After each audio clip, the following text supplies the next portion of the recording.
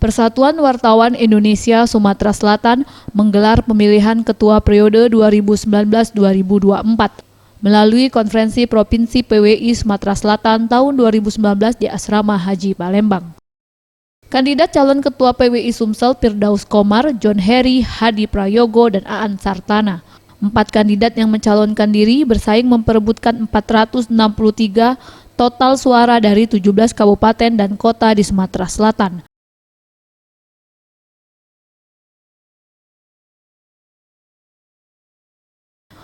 Pada pemilihan, Firdaus Komar mendapatkan 155 suara, John Heri mendapatkan 121 suara, Hadi Prayogo 116 suara, dan Aan Sartana 62 suara.